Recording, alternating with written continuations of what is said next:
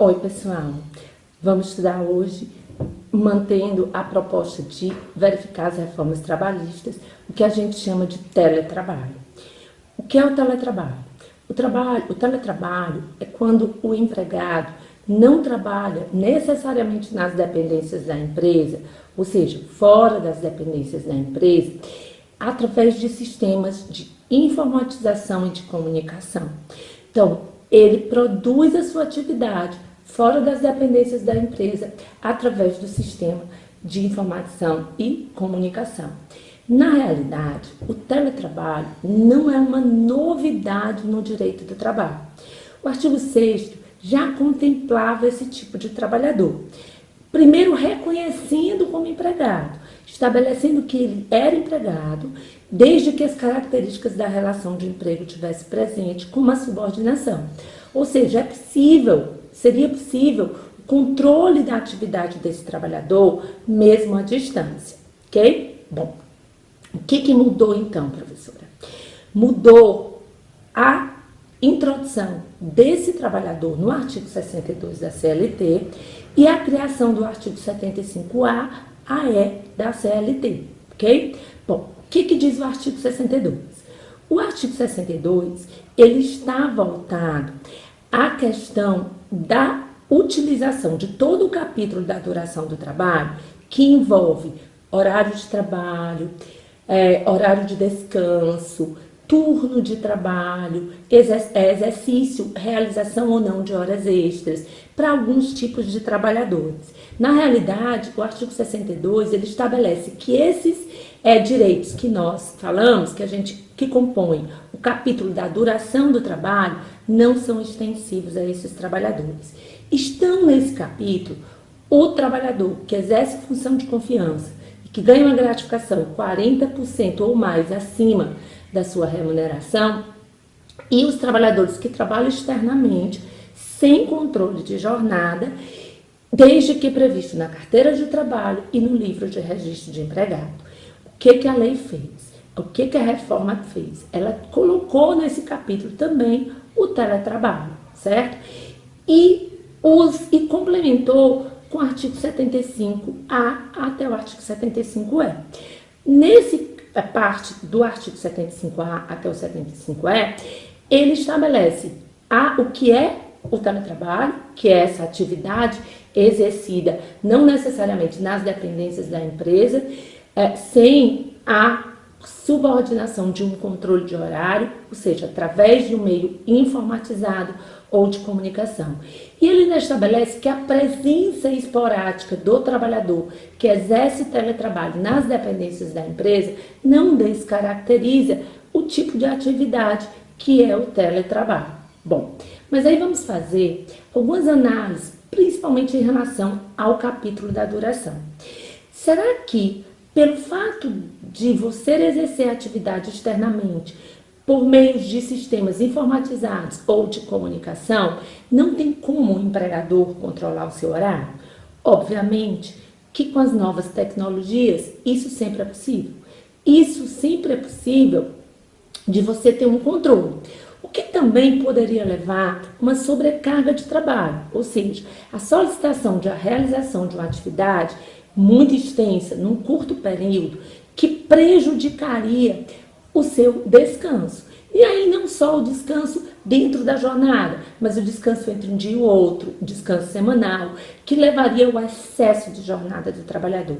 No futuro, eu acho que isso ainda vai ser muito discutível, se existe ou não essa possibilidade da retirada do capítulo da duração para esse trabalhador, porque a presunção é que esse trabalhador não teria nenhum controle da sua atividade, principalmente do controle do horário de trabalho. Mas a CLT reformada pareceu dizer que esse trabalhador tem uma maior liberdade de executar a atividade no horário que quiser, da forma que quiser, e privilegiou a retirada do capítulo da duração para esse empregado. Mas não para por aí. Várias outras coisas devem ser analisadas. Primeiro, a possibilidade do trabalhador ser contratado para o exercício de um tipo de atividade ser multiplicado para outro. Por exemplo, eu era um trabalhador contratado pelo regime presencial, ou seja, eu tinha que ir para a empresa, executar minha atividade dentro de um horário de trabalho. E o empregador tem interesse em me mudar para o regime telepresencial, ou seja, para o trabalho à distância, obviamente retirando minhas horas extras, o controle do meu descanso e tudo mais. Bom, se isso ocorrer, basta que as partes façam um mero acordo entre elas, permitindo a mudança do tipo de trabalho. Então, eu vou sair do presencial e vou trabalhar no telepresencial. Basta que eu acorde entre as partes. No entanto, se eu fui contratada para o telepresencial e a empresa tem interesse que eu venha trabalhar no sistema presencial, ou seja, nas dependências da empresa, basta o mero interesse do empregador. O empregador modificou o interesse de que minha prestação de serviço seja feita externamente, ele me comunica, eu tenho um prazo de 15 dias para fazer essa modificação e passarei a trabalhar presencialmente, ou seja, nas dependências da empresa. O que parece fugir um pouco da ideia de alteração contratual, porque a alteração contratual, para que ela exista, ela tem que seguir dois conceitos, que é a ausência de prejuízo ao empregado e o consentimento. E parece ferir esse entendimento, essa possibilidade de mudança de tipo de trabalho a critério do empregador, levando em consideração o interesse do empregador, certo? Então, outra coisa é a possibilidade da mudança de forma de trabalho. Bom, mas para a execução da atividade, existem gastos. Existem gastos com equipamento, com energia elétrica, com meio de internet. Tudo isso existe um gasto que, teoricamente, deveria ser suportado por aquele que vai ganhar com a atividade trabalhista, que vai ganhar com a atividade produtiva do empregado, que seria o empregador. A lei, ela retira essa obrigação. Ela permite que as partes acordem como será feito o gasto, por quem será suportado o gasto decorrente dessa prestação de serviço. Por exemplo, quem vai pagar minha energia elétrica como trabalhador? Quem vai pagar meu sistema de internet como trabalhador? Isso eu posso acordar.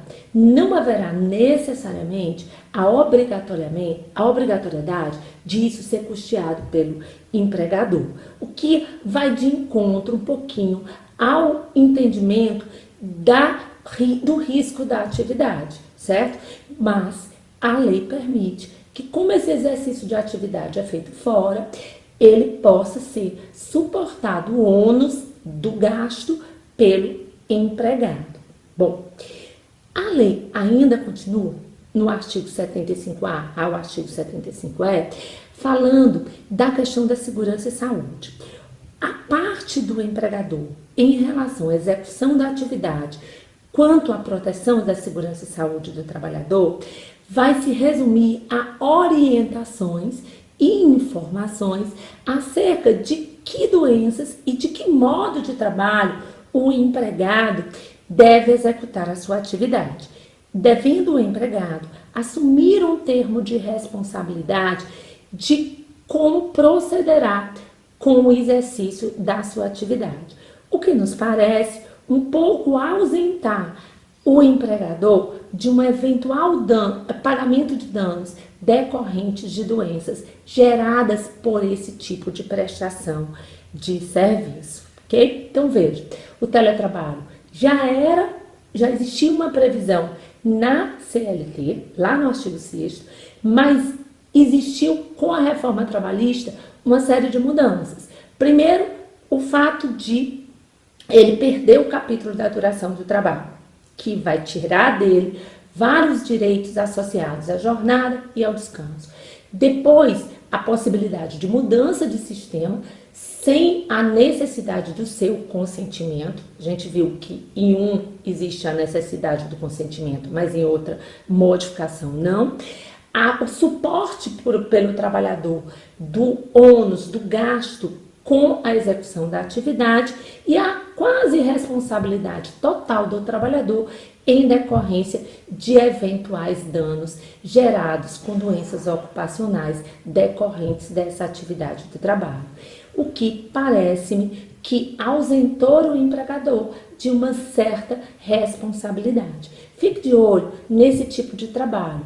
Por quê? Porque acho que no futuro nós teremos muita demanda, principalmente voltada à caracterização do excesso de trabalho em decorrência da realização dessa atividade.